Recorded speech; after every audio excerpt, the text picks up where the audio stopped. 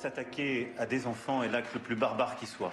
Voilà, cette phrase d'Emmanuel Macron à Annecy résume à elle seule le sentiment général depuis la terrifiante attaque d'hier. Oui, attaque qui, rappelons-le, a fait 6 blessés, dont 4 enfants en bas âge. Le chef de l'État, accompagné de son épouse, s'est rendu à leur chevet aujourd'hui, d'abord au CHU de Grenoble, puis à l'hôpital d'Annecy. Guillaume Dominguez, vous êtes en direct de Grenoble. Emmanuel Macron a donné des nouvelles rassurantes des jeunes victimes.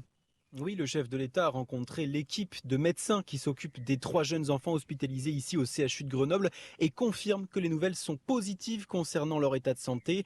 Tout ce qui m'a été dit va dans le bon sens, précise Emmanuel Macron. Selon plusieurs soignants que j'ai rencontrés ici, les 3 victimes ont été touchées à l'abdomen et au thorax, mais ils sont toujours en soins intensifs, mais leur état reste stable.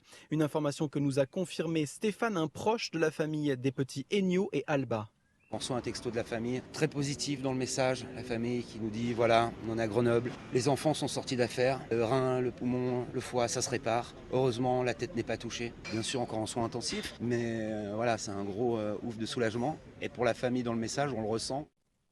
La 4e enfant blessée hier, Etty, une jeune néerlandaise hospitalisée à Genève, est elle aussi sortie d'affaires selon le ministre des Affaires étrangères néerlandais.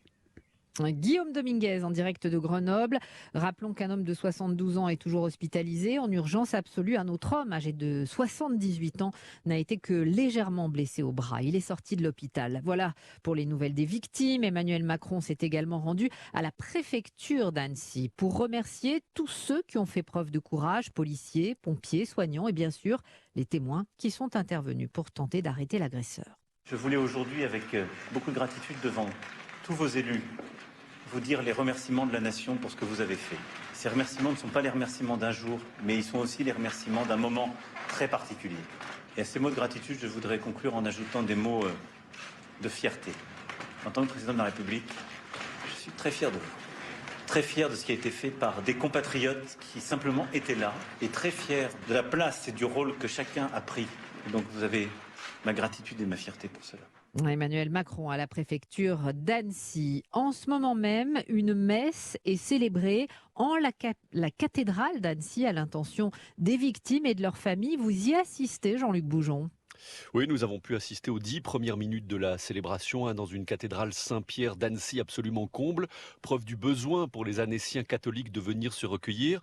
La messe qui est toujours en cours, effectivement. Et immédiatement, l'évêque d'Annecy, Monseigneur Yves Le Sceau, a demandé une prière pour les victimes de l'attaque d'hier sur le Paquier. Les enfants, pour que les chirurgiens qui les soignent le fassent le mieux possible. Pour les parents, pour les adultes qui ont été touchés, c'est d'abord pour cela que nous sommes là. Et nous sommes là aussi pour confier notre douleur, notre détresse, notre incompréhension à Dieu lui-même.